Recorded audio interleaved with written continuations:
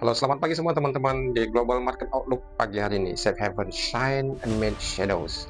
Ada ledakan kredit bank regional Amerika Serikat dan emas yang terbang tinggi.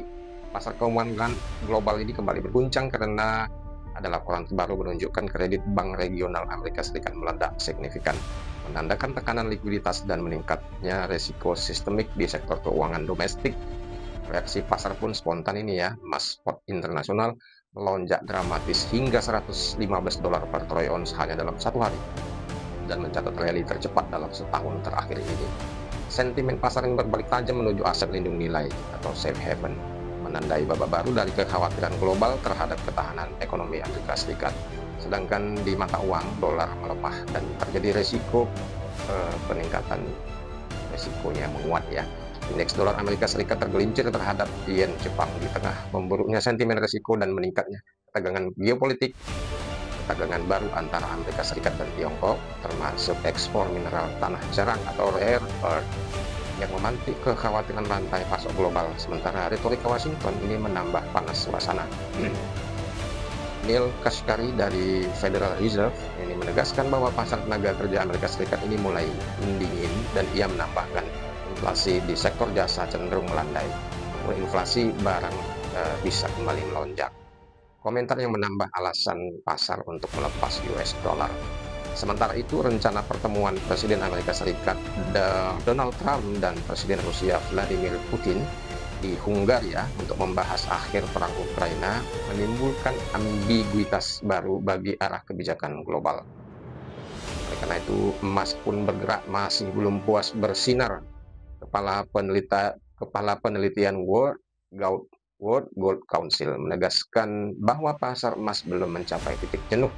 Faktor makro seperti ancaman resesi, ketidakpastian geopolitik, dan spekulasi pemangkasan suku bunga tetap menjadi bahan bakar menggerakkan emas rally hingga harga logam mulia ini melesat ke 4.300 dan melewati rekor baru ya, hampir 4.400. Menjadi rally 4 hari berturut-turut dan investor global berbondong-bondong masuk ke emas mencari ketenangan di tengah turbulensi politik dan finansial.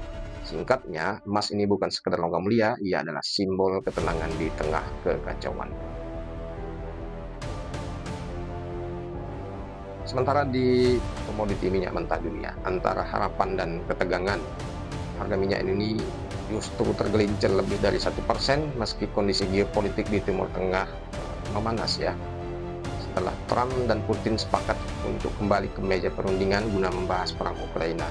Namun di sisi lain, serangan udara Israel di Yaman yang menewaskan komandan dan kepala staf umum pasukan Houthi menambah risiko pasokan energi di kawasan yang strategis ini. Para analis melihat meski harga minyak saat ini melemah, kemudian ketegangan regional bisa saja dapat kembali mengangkat harga minyak sewaktu-waktu. Sementara di pasar modal, indeks dan bursa saham di antara tekanan dan harapan. Bursa Eropa ini sempat rebound tipis setelah sebelumnya terhempas akibat sikap agresif Amerika Serikat terhadap Tiongkok. Namun Wall Street menutup perdagangan Kamis di zona merah, terseret penurunan dari saham sektor keuangan dan kekhawatiran geopolitik. Pasar saham ini lagi berada di fase wait and see, di mana volatilitas menjadi teman harian dan setiap pernyataan dari pejabat bank sentral dapat menjadi pemicu arah baru pasar modal. Kita simpulkan dulu untuk pagi hari ini, untuk insight buat kamu. Dunia ini berjalan di atas pisau rasanya. Pasar global kini berada pada persimpangan tajam antara harapan penurunan suku bunga dan bayangan resesi.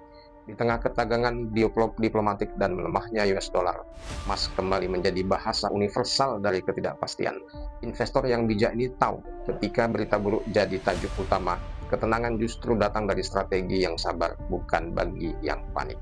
Sebagai catatan dari aku, catatan analis, dalam badai pasar, emas bukan hanya pelindung nilai, ia adalah pelajaran tentang sabar, yakin, dan tak gentar.